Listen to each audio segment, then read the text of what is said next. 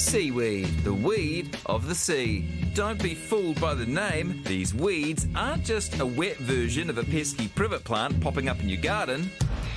Aotearoa's oceans are teeming with almost 1,000 varieties of these aquatic algae, and the fish aren't the only ones feasting on them. I love eating seaweed. I eat seaweed every day, so after I've collected I dehydrate it, and that allows me to keep it through the whole year. Seaweeds are really underutilised in New Zealand. Nutritionally, they're really good source of protein, minerals, very healthy.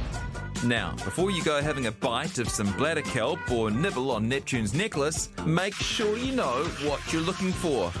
We've got probably about 950 species in New Zealand, but when it comes down to edibility, there are really 6 core species that are really popular to eat, that have a good flavour and are quite easy to forage. So, if this superfood is just a low tide away, how do we make the most of it? Well, Rebecca Goldhurst has just written a book on this very topic. And Rebecca, first of all, what made you start popping down to the rock pools to grab a snack? Really, my background is in nutrition, and kelp is a really common nutrient which you offer people because it's incredibly nutritious, but particularly it's high in iodine. And so when I found myself in Wellington, moving to Wellington to live, there was a whole plethora of seaweed to be had. I'm a little bit worried though, if you're encouraging us to wander off down to the waterfront and take some seaweed, wouldn't it be better if we actually farmed it? Because you're sort of taking a fish's house.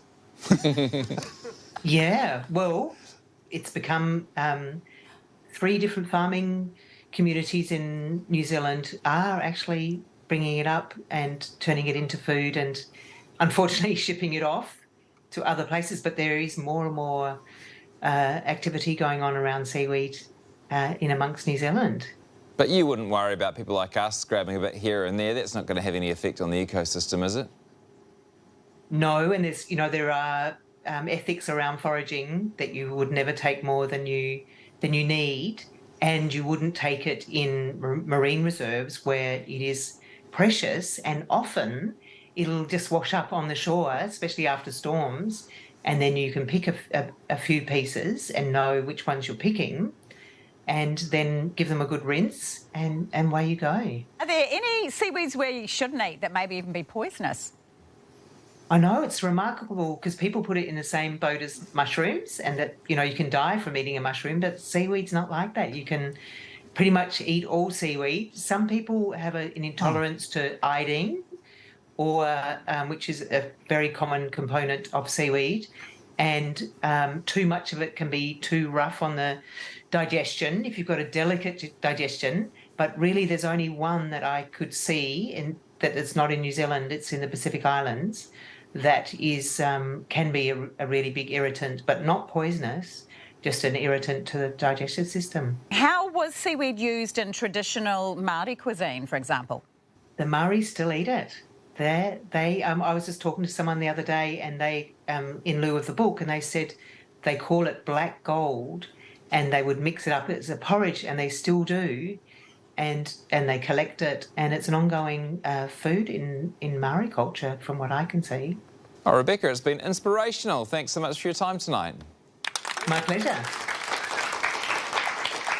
Plenty more info in Rebecca's book. It's called The Seaweed Forager, and it's out now. You know, the Japanese, they eat a lot of seaweed. The average Japanese person eats 3 to 4 different varieties of seaweed every day. They also have the lowest obesity rate in the world and the longest lifespan. So take from that what you can. No, but the problem with, you'll go, oh, this is healthy, we better eat more of it. You've got to take something else out of your diet. Because you can't just put seaweed in a hamburger and go, well, that's now healthy. No, it's true. But it gives you a few more nutrients. It's not going to add many calories. Oh, no, I have you know that kelp is highly calorific. Mark is making up fake news. My real warning to you is don't collect seaweed from around the Parnell sinkhole. Because,